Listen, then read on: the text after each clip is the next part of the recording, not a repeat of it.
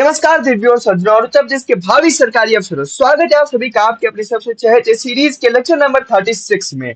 अच्छा भाइयों, क्रिकेट में जैसे कुछ पिचों पर बहुत तगड़ा बाउंस आता है और कुछ झाल होता है न, जैसे ऑस्ट्रेलिया का पथ मैदान। बस भाई आज हम उत्तर प्रदेश के वैसे ही उबड़ खाबड़ और पथरीले पिचों पर खेलने वाले हैं, यानी यूपी के पर्वत और पठार। लोग समझते हैं यूपी मतलब सिर्फ हरी भरी खेती और मैदान। अरे भाई, हमारे बुंदेलखंड के पठार और विंध्य की पहाड़ियों का इतिहास इतना मजबूत है कि एग्जामिनर जहां यहां से सवाल बनता है तो तैयार ना करने के वाले पिच पर ही थर थर कांपने लगते हैं। लेकिन जब तक तुम्हारा भाई यह स्क्रीन पर खड़ा है, तुम्हें घबराने की रत्ती भर भी जरूरत नहीं है। आज इन पहाड़ियों को ऐसा तोड़ेंगे कि एग्जाम में सवाल देखते ही आप कहेंगे आने दो भाई आने दो। इस तरह से आपको सारे जितने भी आप भैया हर एक बॉल पे परमानेंट सिक्स मारते आओगे। तो क्लास शुरू करने से पहले वही अपना पुराना का एक मोटिवेशन, ताकि लाइफ से एडवांसेस का बारूद फट पड़े कि चमकेंगे तुम्हारी मेहनत का सितारा एक दिन जरूर। कि चमकेगा तुम्हारी मेहनत का सितारा एक दिन जरूर। ये जो आज का संघर्ष है कल रंग लाएगा जरूर। लोग ढूंढते रह जाएंगे कमियां तुम्हारे इस जमाने में, जब यूपीडब्ल्यूएससी की लिस्ट में तुम्हारा नाम चमकेगा हुजूर। तो उठा लीजिए अपनी कलम और लाइफ एडवांसर की आग लगाने के लिए तैयार हो जाइए। ये रहा आज का आपका पहला धमाकेदार प्रश्न आपकी स्क्रीन पर कि भैया उत्तर प्रदेश का पठारी क्षेत्र मुख्य रूप से किस प्राचीन भूभाग लैंडमास का हिस्सा या विस्तार है। ठीक है, आपको बताना है कि अंगारा लैंड है, गोंडवाना लैंड है, या तिथि बेड है, या यूरेशियन प्लेट है। कौन सी भैया है आपको ये बताना है। देखो आपको पता ही होगा कि हमारी पृथ्वी जो दो पार्ट्स में टूटी थी। आप बेसिकली ये बता दो भैया इंडिया किसका पार्ट है। जिसका इंडिया पार्ट होगा वही हो जाएगा हमारा क्या, हमारा उत्तर प्रदेश भी उसी चीज का पार्ट हो जाएगा भैया। सिंपल सी बात है। ठीक है, तो आपको सिंपल से बता दें भी इंडिया किसका पार्ट है, तो वो है आपका गोंडवाना लैंड का। ठीक है, किसका पार्ट है, गोंडवाना लैंड का पार्ट है। क्वेश्चन नंबर 2 इसी के सामने आ चुका है कि उत्तर प्रदेश के किस भाग में मुख्य रूप से पहाड़ियों और पठारी क्षेत्र भौगोलिक रूप में से स्थित है। Northern part, southern part, eastern part या वेस्टर्न पार्ट, किस पार्ट में आपको देखने को मिलते हैं। तो भैया ये देखने को मिलते हैं यूपी के साउथ में। ठीक है, यूपी के साउथ में आपको देखने को यहाँ पे मिलते हैं। क्वेश्चन नंबर 3 आ चुका है कि उत्तर प्रदेश के सोनभद्र और मिर्जापुर जिलों में स्थित सबसे ऊंची पहाड़ी श्रृंखला कौन सी है। सोनाकर या कैमूर पहाड़ियां हैं, शिवालिक पहाड़ियां हैं, विंध्याचल मुख्य रेंज है, या काराकोरम रेंज है। कौन सी पहाड़ियां, तो भैया ये हो जाएंगे आपकी कौन सी, सोनकर या कैमूर पहाड़ियां। सोनकर और कैमूर पहाड़ियां आपको देखने को मिलती है मिर्जापुर डिस्ट्रिक्ट में। इसी के सामने आ चुका क्वेश्चन नंबर 4 कि उत्तर प्रदेश के दक्षिणी पठार को व्यापक रूप से किस क्षेत्रीय नाम से जाना जाता है। मालवा का पठार, बुंदेलखंड का पठार, छोटा नागपुर का पठार, या दक्कन का पठार। कौन से पठार के रूप में हम जानते हैं। भैया ये आपको पता ही है, भैया सबको पता है कि बुंदेलखंड का पठार यूपी में कौन सा है, बुंदेलखंड का पठार है भैया। इसी के सामने क्वेश्चन नंबर 5 आ चुका है आपके सामने। तो इसी तरह के धमाकेदार क्वेश्चंस को और भी अलग अलग टाइप के वैरायटी क्वेश्चन करने के लिए हमारे चैनल को तो सब्सक्राइब करके रख लीजिए, क्योंकि यहाँ पे आपको हर एक सब्जेक्ट के हर एक टॉपिक के आपको विशेष रूप से यहाँ पे क्वेश्चंस कराए जाएंगे। तो इसके लिए आपको क्या करना पड़ेगा भैया, इस चैनल को सब्सक्राइब कर लीजिए तुरंत, अभी बेल आइकन ऑल पे सेट कर लीजिए।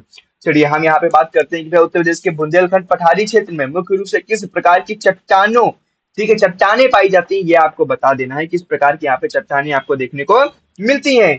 बलुआ पत्थर होता है बुंदेलखंड, नीस या ग्रेनाइट होता है, चूना पत्थर होता है, या बेसॉल्ट होता है। किस प्रकार की यहाँ पे चट्टाने देखने को मिलती है। तो भैया यहाँ पे देखने को मिलता है बुंदेलखंड। ठीक है, बुंदेलखंड इसकी चट्टाने जो ग्रेनाइट है उसको देखने को मिलती है। क्वेश्चन नंबर 6 आ चुका है कि भैया उत्तर प्रदेश के किस जिले में ऐतिहासिक कलिंजर की पहाड़ियां और कलिंजर का किला स्थित है। या तो सबको पता होगा भैया कलिंजर का किला कहाँ पर स्थित है, झांसी हो गया, महोबा हो गया, बांदा हो गया, या चित्रकूट हो गया। तो भैया ये स्थित है आपका कहाँ पे, बांदा में स्थित है। ठीक है, कलिंजर का किला कहाँ पे स्थित है, तो बांदा में स्थित है। तो कलिंजर की पहाड़ियां भी वहीं पे हो जाएंगी। क्वेश्चन नंबर 7 आ चुका है आपके सामने कि हिंदू धर्म में अत्यधिक धार्मिक महत्व रखने वाला कादम्बगिरी पर्वत उत्तर प्रदेश के किस जिले में स्थित है, यह बता दो भैया। कामदगिरी पर्वत उत्तर प्रदेश के किस जिले में स्थित है आपको बता देना है। वाराणसी में, चित्रकूट में, अयोध्या में, या प्रयागराज में। तो भैया ये देखने को मिलता है कादमगिरी पर्वत कहाँ पे, चित्रकूट में देखने को मिलता है भैया। कहाँ पे देखने को मिलेगा, चित्रकूट में देखने को मिलेगा। क्वेश्चन नंबर 8 आ चुका है कि कौन सा छोटा पठार उत्तर प्रदेश के दक्षिणी पठार का सबसे पूर्वी विस्तार है, जो सोनभद्र के कुछ हिस्सों को कवर करता है।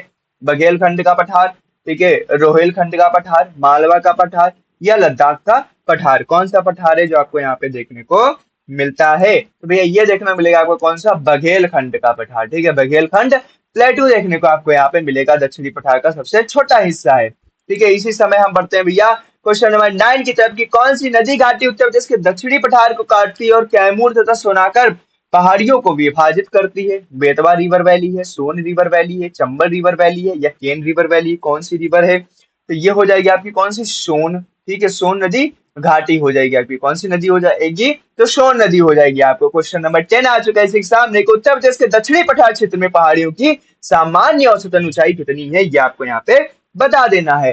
1500 से 2000 है, 800 से 1200 है, 300 से 600 है या 100 से 200 है। तो भाई ये औसतन ऊंचाई देखने को मिलती है 300 से लेके 600 के बीच में। ठीक है, औसत ऊंचाई कितनी मिलेगी? तो 300 से लेके 600 के बीच की रेंज में आपको यहाँ पे देखने को मिलेगा। क्वेश्चन नंबर 11 आ चुका है कि उत्तर प्रदेश का कौन सा जिला विंध्य पहाड़ी क्षेत्र से घिरा है और अष्टभुजा तथा विंध्यवासिनी पहाड़ियों के लिए प्रसिद्ध है? चंदौली हो गया, मिर्जापुर हो गया, सोनभद्र हो गया या ललितपुर हो गया, कौन सी हो गया भैया? तो ये हो जाएगा आपका मिर्जापुर। ठीक है, कौन देखने को मिलेगा? तो ये देखने को मिलेगा भैया आपका मिर्जापुर डिस्ट्रिक्ट में। क्वेश्चन नंबर 6 सामने 12 आ चुका है कि उत्तर प्रदेश के कुल कितने जिले आधिकारिक तौर पर बुंदेलखंड पहाड़ी और पठारी क्षेत्र के अंतर्गत आते हैं? 5, 7, 9 या 11। यहाँ पे टोटल नंबर ऑफ डिस्ट्रिक्ट बता देनी है, कितनी डिस्ट्रिक्ट आती है आपकी बुंदेलखंड पहाड़ी और पठारी रीजन में। तो यहाँ पे आती है टोटल डिस्ट्रिक्ट आपकी 7। ठीक है, टोटल डिस्ट्रिक्ट कितनी आ जाएंगी? तो 7 डिस्ट्रिक्ट आपको टोटल यहाँ पे देखने को मिलेंगी। क्वेश्चन नंबर आ चुका है 13 भैया कि बुंदेलखंड पठार के ढाल के कारण यहाँ की अधिकांश नदियां जैसे बेतवा, केन किस दिशा में बहती हैं? South to west, north to south, south to north या ईस्ट टू वेस्ट, किस दिशा में बहती हैं ये आप लोगों को यहाँ पे बता देना है भैया। तो ये बहती हैं आप लोगों की किस दिशा में? तो ये बहती हैं भैया आपकी क्या? साउथ से नॉर्थ की दिशा में। ठीक है, किस दिशा में बहती हैं? तो साउथ से नॉर्थ दिशा में ये लोग बहती हैं आपकी नदियां। ठीक है, ढलान के कारण। क्वेश्चन नंबर हो चुका है 14 कि भैया गोरखनाथ पहाड़ी गोरखपुर मंदिर से भ्रमित ना हो, बुंदेलखंड के किस जिले में स्थित एक उल्लेखनीय चोटी है? झांसी, महोबा, जालौन या ललितपुर, कहाँ पे है भैया बता दो। बहुत प्यारा सा क्वेश्चन है आपका, ये देखने को मिलता है आपको कहाँ पे? महोबा में। कहाँ पे देखने को मिलेगा? महोबा में देखने को मिलेगा। इसी सामने क्वेश्चन नंबर 15 आ चुका है कि ललितपुर जिले की कौन सी विशिष्ट खनिज समृद्ध पहाड़ी संरचना ए रॉक फॉस्फेट और यूरेनियम के लिए बहुत प्रसिद्ध है? सोनराई हो गया, कैमूर हो गया, सोनकर हो गया या कलिंजर हो गया, कौन सी आपकी है जो पहाड़ियां है जो आपके यूरेनियम हो गया रॉक फॉस्फेट के लिए बहुत ज्यादा प्रमुख है? तो ये हो जाएगी आपकी कौन सी? ये हो जाएगी आपकी सोनराई क्षेत्र की पहाड़ियां। ठीक है, सोनराई रीजन। क्वेश्चन नंबर 16 आ चुका है इसके सामने कि उत्तर प्रदेश के पठारी क्षेत्र की उत्तरी सीमा प्राकृतिक रूप से किस दो प्रमुख नदियों द्वारा बनाई जाती है? गंगा, घाघरा, यमुना, गंगा, बेतवा, केन या चंबल और सोनकी नदी के द्वारा बनाई जाती है? ये आप लोगों को यहाँ पे बता देना। तो ये बनाई जाती है भैया किसकी? यमुना और गंगा की। ठीक है, यमुना और गंगा की से।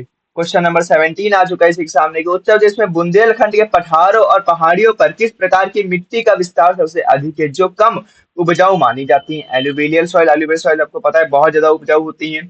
रेड सॉइल जिसको राकर और परवा कहते हैं, ये काली कपास मिट्टी या लेटराइट, कौन सी सॉइल है भैया यहाँ पे देखने को मिलती है सबसे ज्यादा? तो ये देखने को मिलती है आपको रेड सॉइल। ठीक है, रेड सॉइल जिसको राकर और परवा भी कहते हैं। क्वेश्चन नंबर इसके सामने 18 आ चुका है कि भैया चुनार की पहाड़ियां जो अशोक के काल से ही उच्च गुणवत्ता वाले बलुआ पत्थर सैंडस्टोन के लिए प्रसिद्ध है, किस जिले में आते हैं? आपको पता है चुनार, चुनार कहाँ है भैया? वाराणसी, मिर्जापुर, प्रयागराज या जौनपुर? तो चुनार आपको देखने को मिलता है कहाँ पे?